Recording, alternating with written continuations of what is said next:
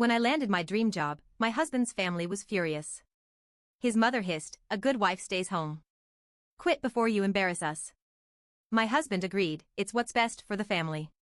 That night, I made a decision. The next morning, I was gone, and so was something they desperately wanted back. I was still standing in the kitchen when my mother-in-law hissed at me like I had personally insulted her.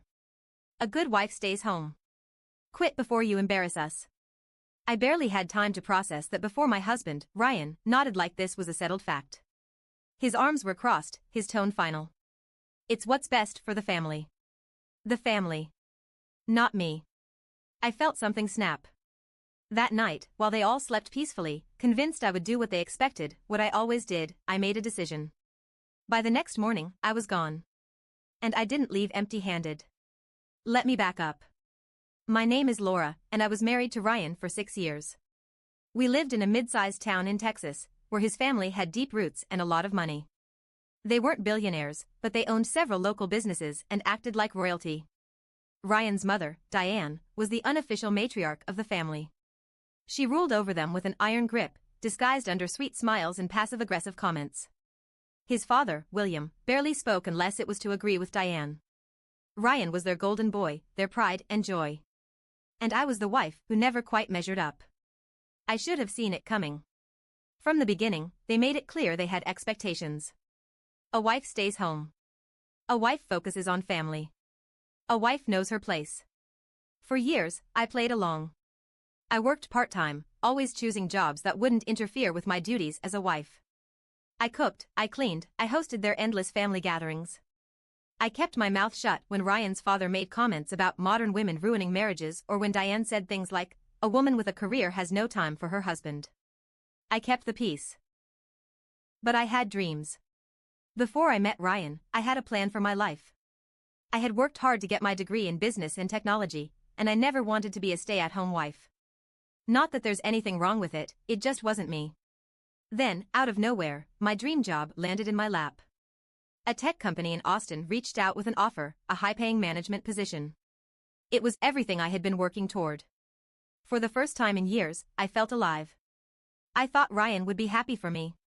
Instead, he acted like I told him I was running away to join the circus. "You don't need to work," he said, shaking his head. "My salary is more than enough." I tried to explain that it wasn't about money. It was about having something that was mine. But he didn't get it. Or worse, he did, and he didn't care. Later that evening, his entire family came over, and suddenly, it wasn't just Ryan against me. It was all of them. Diane sat across from me, her face calm but her voice sharp. "A wife should never put herself before her husband," she said. "I'm not," I started, but she raised a hand to cut me off. "This job would be a disgrace," she continued. "People will talk. They'll think Ryan isn't providing for you." William nodded like this made perfect sense. Ryan sat silently, arms crossed, like he had already decided for me. And that's when it hit me. It was never about the job. It was about control. They didn't want me to be independent. They wanted me to be one of them, silent, obedient, and grateful for whatever Ryan provided. Diane's voice dropped lower. "A good wife stays home. Quit before you embarrass us." I looked at Ryan. And then came the final betrayal. "It's what's best for the family," he said. Like I was being selfish for wanting something for myself. Not what was best for me. That night, Ryan kissed me on the forehead and said, "We'll talk more tomorrow." But we wouldn't. I stared at the ceiling for hours, my heart pounding. I thought about all the times I had compromised. The time I got a job offer right after college but turned it down because Ryan said, "It's not the right time for us." The time I wanted to travel, but he said, "Maybe later, when we're settled." The countless little moments where I had made myself smaller to fit into his world. And I was done. I got up quietly, my hands shaking. I wasn't just leaving, I was taking something they desperately wanted back.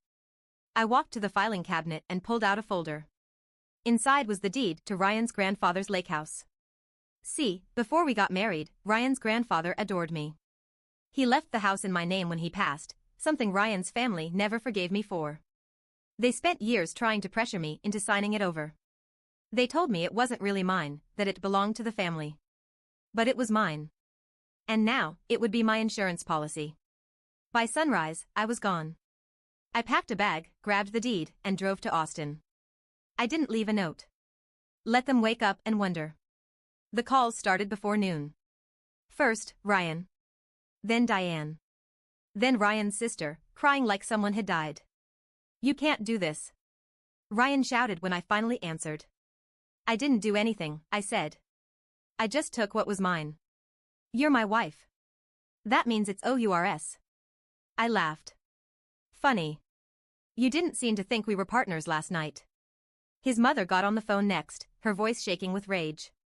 You will bring that deed back. Today. No, I said simply. They tried threats. They tried guilt. Then came the lawyer threats, but I had already spoken to my own attorney. Legally, they had nothing.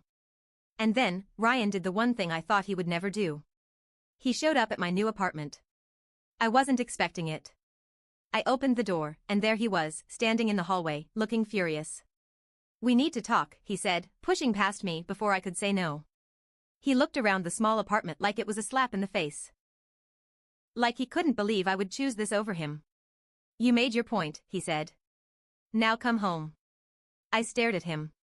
Home? Yeah, he said, exasperated. I get it. You needed to prove something. Fine. You did. Now it's time to be serious. I let out a breath. He still didn't get it. I wasn't proving anything.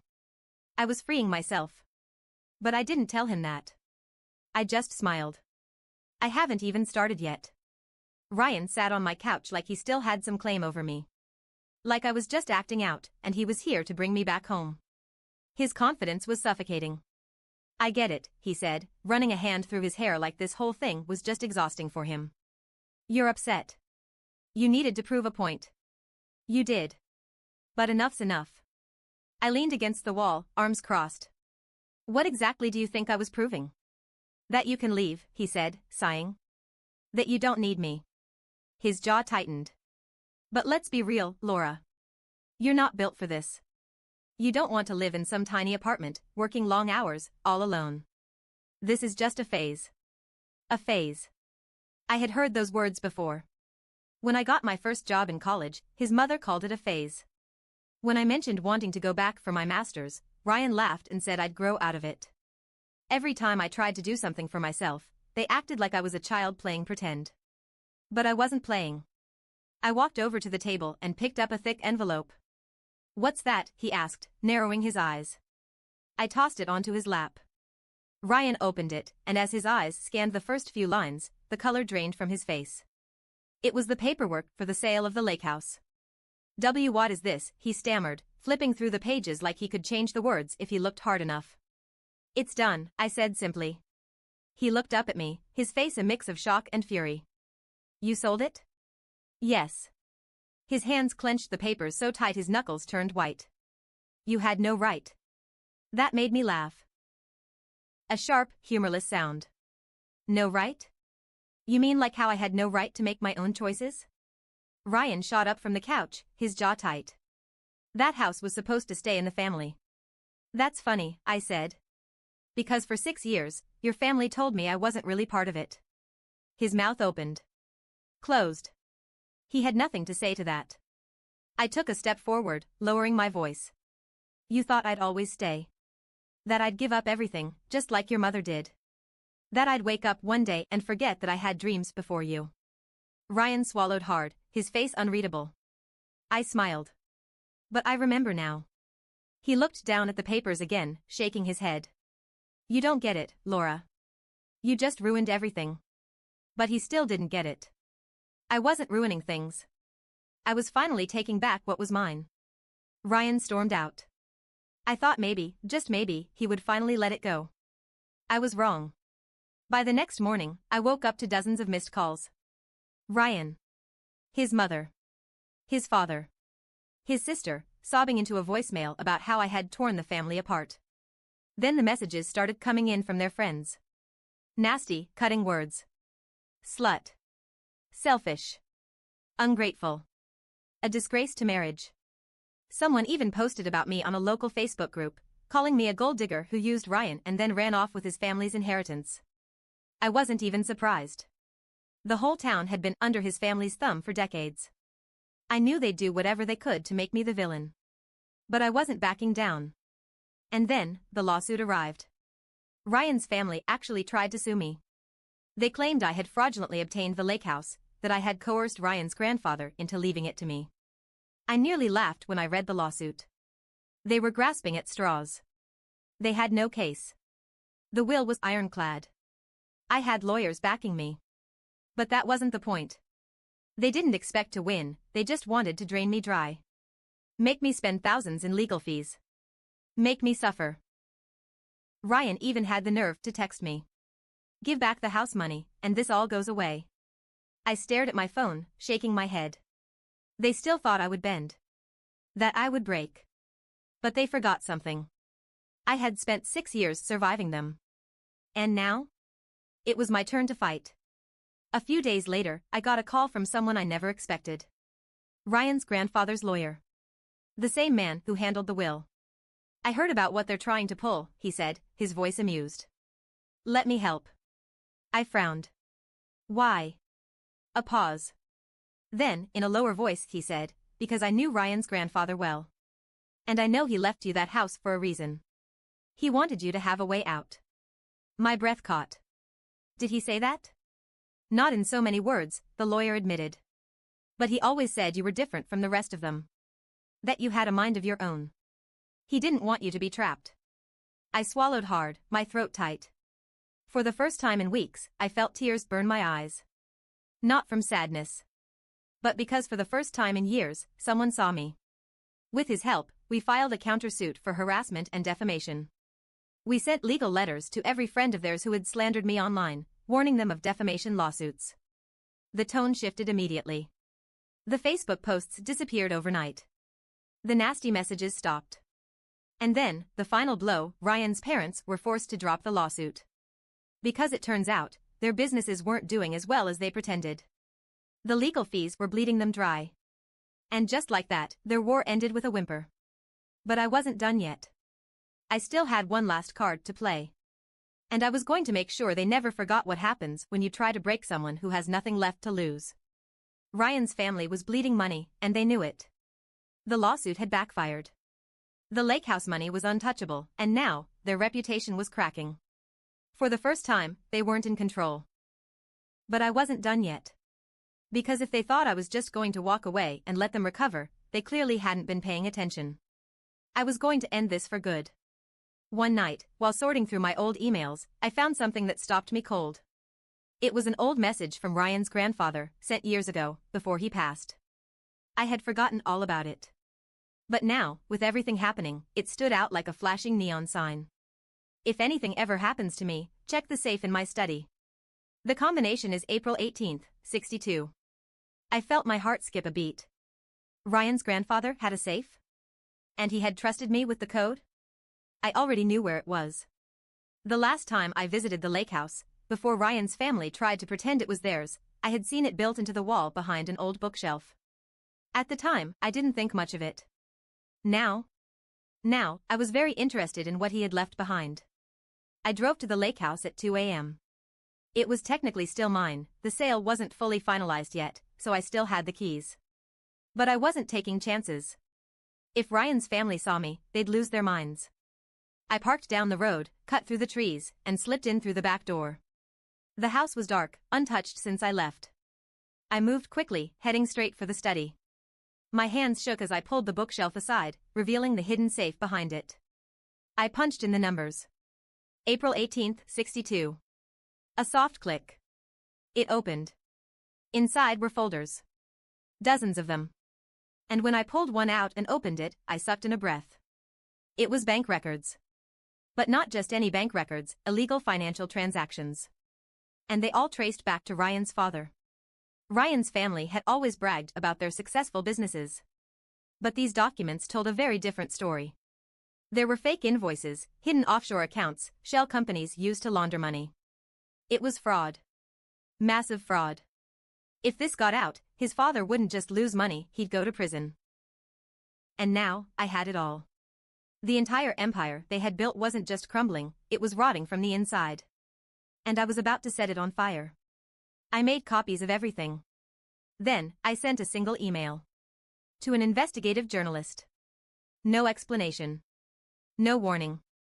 Just the documents. And I waited. 2 weeks later, the story exploded. The headline, prominent local businessman under federal investigation for financial crimes. Ryan's father was finished. His businesses shut down overnight. Their house foreclosed. The same people who once worshipped them now turned their backs. And Ryan? For the first time in his entire life, he wasn't the golden boy anymore. I knew he would come back. And sure enough, a week after the story broke, he showed up at my apartment again. But this time, he looked different. Not angry.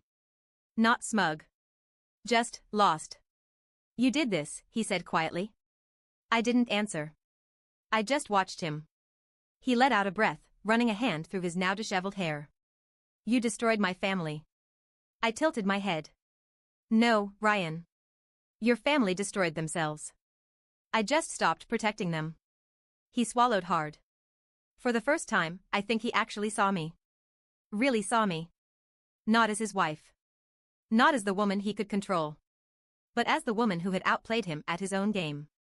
And then, finally, Ryan said the one thing I never thought I'd hear from him. I was wrong. But it was far too late for that. I stepped back, giving him one last look. Yeah, I said. You were. Then I closed the door in his face. And I never looked back. Ryan's visit should have been the end of it.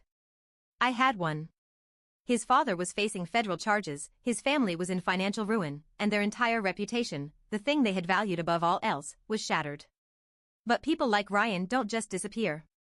They linger. And I should have known he wouldn't go down quietly. 2 weeks later, I got a message from Diane. Not a call. Not a voicemail. Just a simple text, we need to talk. Family dinner. Saturday. Be there. Like nothing had happened. Like I was still part of them. I almost laughed. After everything? They actually thought I would walk into their house like a scolded child and hear them out? But something in me paused. Because I knew Diane. This wasn't a peace offering. This was a trap. And I was going to walk straight into it. That Saturday, I drove to their house, or what was left of it.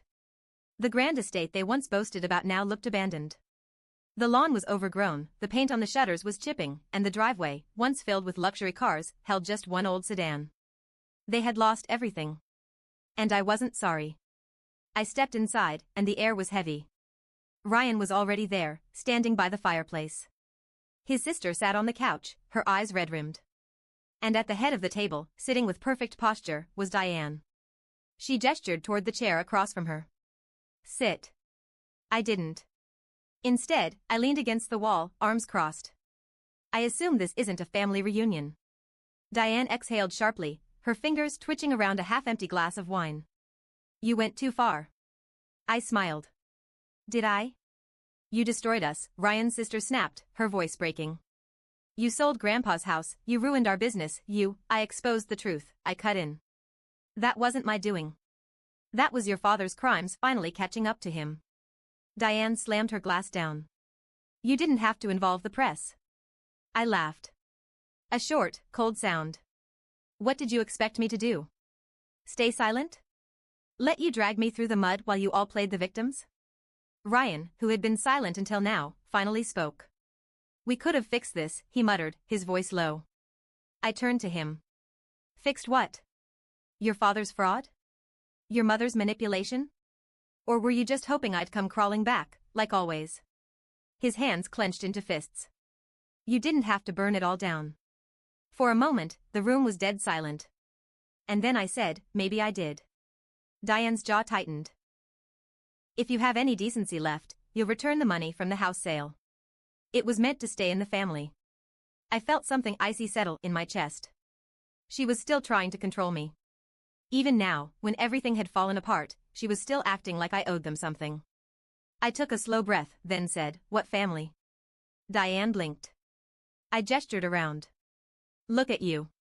You all turned on me the second I did something for myself. You never saw me as part of this family. You just wanted me under your thumb. She opened her mouth, but I wasn't done. And the best part? I leaned in, my voice soft but sharp. Your husband is going to prison, and you won't have a single dollar left to your name. Diane's face went white. Ryan's sister let out a strangled sound, covering her mouth like she was about to cry. And Ryan? For the first time, I saw it. Not anger. Not denial. Fear. Because he finally realized what I had known all along. There was no coming back from this. I turned toward the door. I had nothing left to say to them. But as I reached for the handle, Ryan spoke again. Laura. I hesitated. Not because I wanted to hear him out. But because there was something different in his voice. When I turned back, his expression was raw. Not angry. Not arrogant. Just lost. I loved you, he said quietly. And for a moment, I believed him. But love isn't control. Love isn't ownership. Love isn't making someone feel small so they'll never leave you. I nodded once. Maybe you did. Then I walked out the door.